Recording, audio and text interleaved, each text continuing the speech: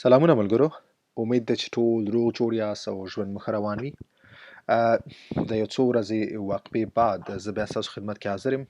بښنه غواړم یو څه ورځې زما مصروفیت لږ زیات شوی و. د یو نوي درس سره بیا ستاسو خدمت کې حاضر یم. د درس شروع کېدو نه مخکې غواړم یو څو خبرې بیا تکرار کړم. مخکې چې کوم دا یو 40م درس دی، 40 درسونه کوم دي هغه به امید ده چې تاسو ټول کتلي او خپلو ملګرو سره هم شریک کړي او څه ناڅه مو ترې زده کړي. ملګرو بیا زه تاسو ته خبره تکراروم چې زما پلان کې ځان له فرانسوي ژبه نه ده. زما نور چې کوم دلته قوانین دي مهاجرو لپاره په فرانسه کې او زمونږ وطنوال چې کوم مشکلات لري په هغو ټولو به زه ویډیوګانې جوړوم. صحیح دی؟ که هغه مثال تاسو پوهنتون ته تګ شو، که مکتب ته تګ شو، ستاسو پلوا کې ځان ثبتول شو، که داسې په کف کې ځان ثبتول شو، داسې کور دپاره سوسیال کور دپاره تاسو څنګه نوم ثبت کولی شئ، څنګه ورته اپلای کولی شئ، داسې که تاسو خپل فامیل راولئ څنګه راوستلی شئ، څه ضرورت څه شرایط لري، داسې که تاسو تابعیت دپاره اپلای کوئ، داسې نور ورته کوم مشکلات چې کوم دي هغو ټولو باندې به انشاءالله زه ویډیوګانې جوړوم او څه مې شروع کړي څه مې جوړې کړي دي. نو تاسو زما دغه چینل در سره سبسکرایب کړئ او چې تاسو د هرې ویډیو نه په خپل وخت خبرېږئ، د خپلو ټولو ملګرو سره شریک کړئ تر څو د وطنوالو مشکلات حل شي. دغه ویډیوګانو مقصد هم دا ده چې زمونږ څومره فرانسه میشته افغانان دي چې هغه ټولو دغه مشکلات حل شي او څه ناڅه زده کړي، دغه خپل کارونه خپله مخې ته ووسي. نو تاسو ټول نه دا هیله ده چې دغه چینل هم در سره سبسکرایب کړئ، خپل ټول ملګرو ته یې هم ووایئ او شریک یې کړئ تر څو ټولو ته ورسیږي. مننه.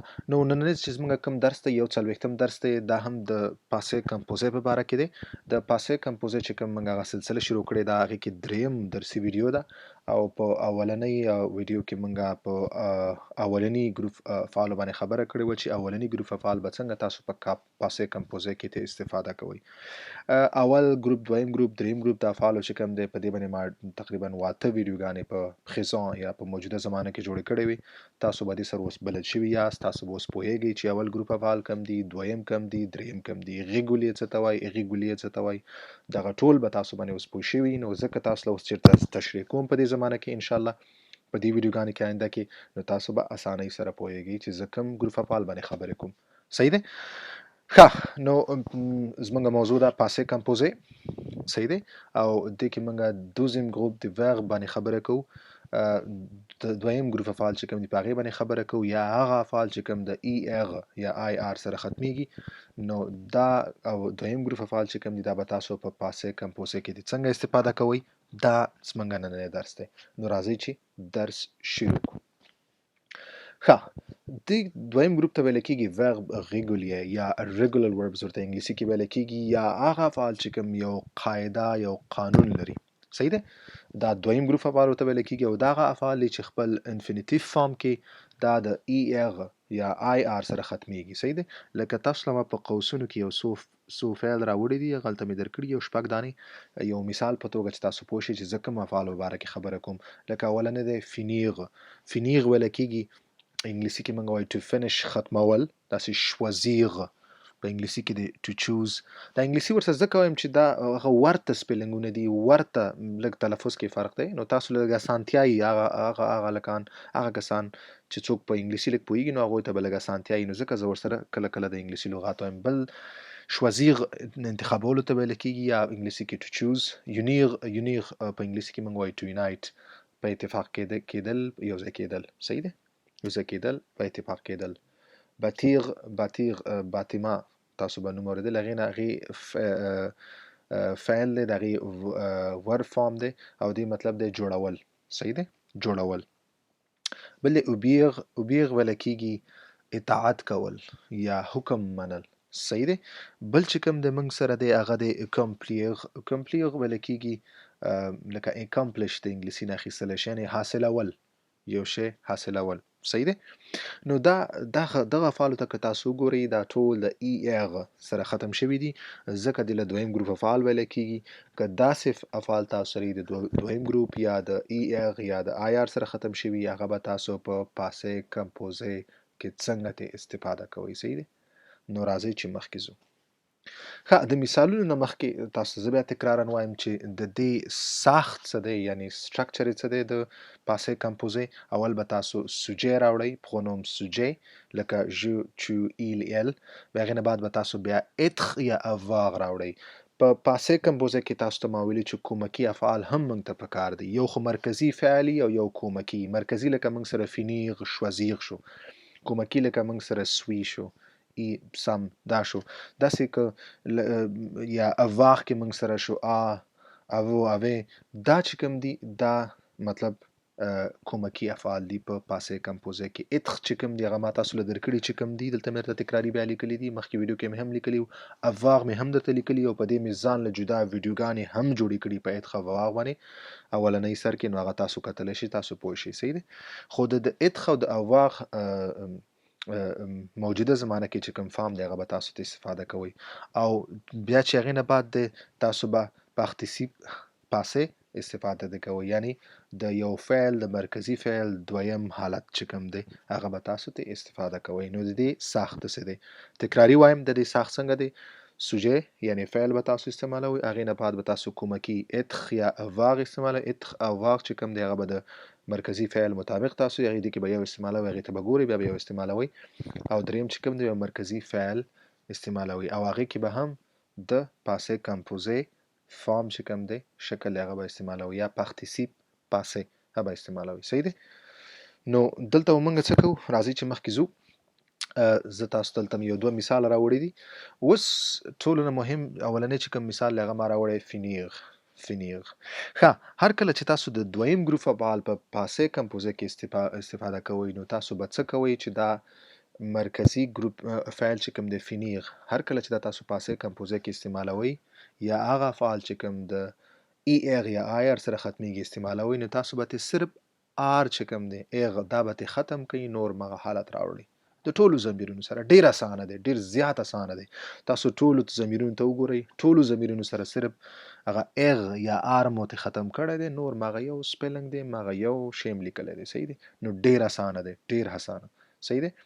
لکه اولنی ما مثال راوړی ژ فینی. صحیح دی.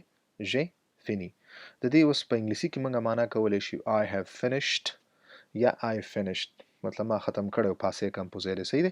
که تاسو فینی ته وګورئ نو آر مو ته ختم کړی یا اغ مو ته ختم کړی دی. صحیح دی.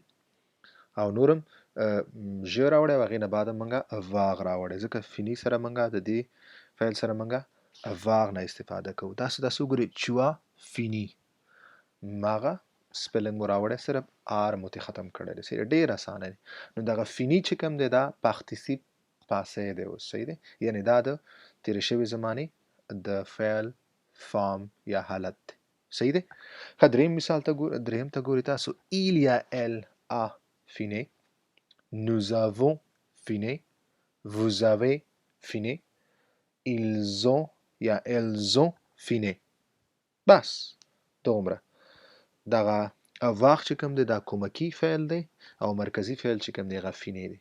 فینی کله چې د دویم ګروپ افعال یا هغه افعال چې کوم د ای اغ سره ختمیږي، نو تاسو به اغ لرې کوئ، نور مغه شکل راوړئ، نو ستاسو جمله دا ستاسو د پاسې کمپوزې یا پارتیسیپ پاسې حالت ته وستاسو فعل واوښتو. صحیح دی. نو دا د بدلولو اړولو طریقه شو. زه بیا دا مثالونه تکراروم ستاسو د صحیح پوهې لپاره چې صحیح تلفظ تاسو وایئ. ژ فینی، tu as fini، il یا elle a fini، nous avons fini، vous avez fini، ils یا elles ont fini. صحیح شو. دا یو مثال. مخکې ځو. ښه، دلته شوازیغ موږ راوړی دی، نو آر ته لرې کوئ، نور مغه شی راوړئ، بس ختمه خبره، ایغ ته ختم کوئ. او تاسو اول سوجې موږ سره ژ چو ایل ال نو وو ایل یا ال دا موږ سره سوجې شو. صحیح دی. یعنی فعل شو. او ا اوو اوی دا چې کوم دي موږ سره څه شو؟ دا موږ سره کومکي افعال شو. او شوازی موږ سره مرکزي یعنی مین فعل دی، هغه موږ سره شو مرکزي. صحیح دی. شوازیغ دی، اغ ته ختم کوي، آر ته ختم کوي، نو دا چې تاسو ته آر ختم کوي څنګه به موږ ویلی شو؟